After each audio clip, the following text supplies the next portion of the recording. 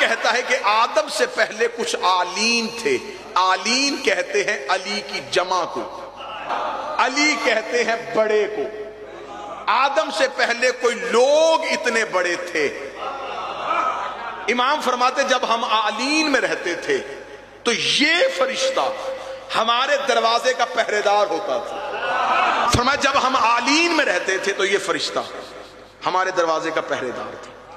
امام فرماتے جب ہم آلین سے نکل کے, اب یہ لفظ بڑا حسین ہے, کاش کوئی ایک بندہ اس لفظ کو سمجھ لے جس طرح اس لفظ کو معصوم نے وضاحت کی. امام نے فرمایا جب ہم آلین سے نکل کے روح پروردگار بن کے آدم کے صلب میں پہنچے. ہائے ہائے ہائے, بولا وہ بندہ ہے جس نے آیت پڑھی ہوئی ہے فَإِذَا صَوَيْتُهُ وَنَفَخْتُ فِيهِ مِن رُوحِي.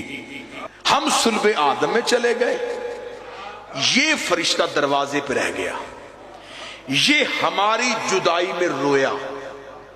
خدا نے اس سے کہا رہتا تو جنت میں ہے, روتا کیوں ہے؟ اس نے کہا میری جنت یہ نہیں, میری جنت یہ نہیں, میری جنت ان کا قرب تھا جنہیں تو نے صلب آدم میں اتار دیا. معصوم فرماتے خدا نے اس فرشتے کو سفید موتی کی صورت میں حضرت آدم کے ہاتھ میں رکھ دیا. حضرت آدم کو آدھی رات, اس وقت دنیا میں اس زمین پہ آدھی رات تھی جب آدم کو اتارا گیا. حضرت آدم اترے سری لنکا میں, وہ جگہ ہے جہاں پہ آدم زمین پہ اترے. جناب حوا کو اتارا گیا سعودیہ میں, جس جگہ پہ اتارا گیا اسے جدہ کہتے ہیں. جدہ عربی میں کہتے ہیں دادی کو, یہ بی بی حوا کی وجہ سے اسے جدہ کہا جاتا ہے. جب جناب آدم کو زمین پہ اتارا تو یہ فرشتہ موتی کی صورت میں آدم کے ہاتھ میں, کیونکہ آدم کو اتارا آدھی رات کو, تو حضرت آدم اس کے نور کے ساتھ زمین پہ آئے. جناب آدم نے اسے محفوظ کر لیا, اسے اپنے پاس رکھا. جب جناب نوح کا دور آیا یہ موتی تھا. جب جناب نوح کے دور میں طوفان آیا تو جناب نوح نے جہاں آج کعبہ ہے یہاں اپنا خیمہ لگایا, خیمے کے اندر یہ موتی تھا.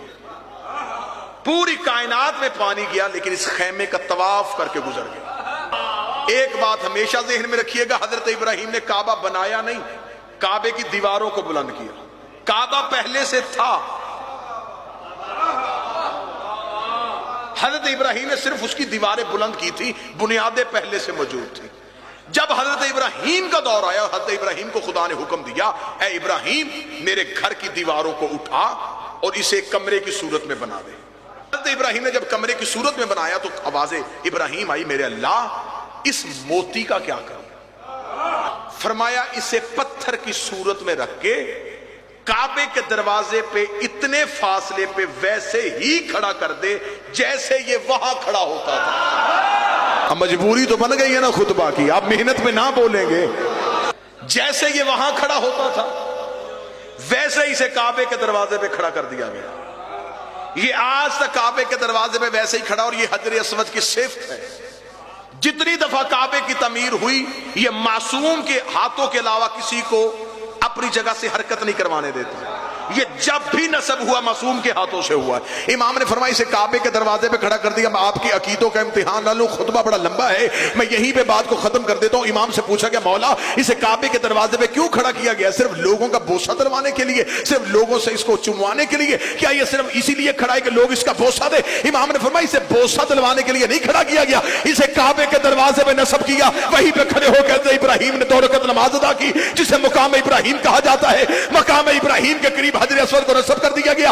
امام فرماتے ہیں قیامت تک جب بھی کوئی حاجی آئے گا یہ حجر اسود کے اندر اپنی گردن دے کے اسے بوسہ دے گا. جب یہ حجر اسود کو بوسہ دینے لگے گا حجر اسود اس کے دل کے اندر جھانک کے دیکھے گا. اگر اس کے دل میں علی ہوا تو حج قبول کرے گا, ورنہ لعنت کر کے واپس کرے.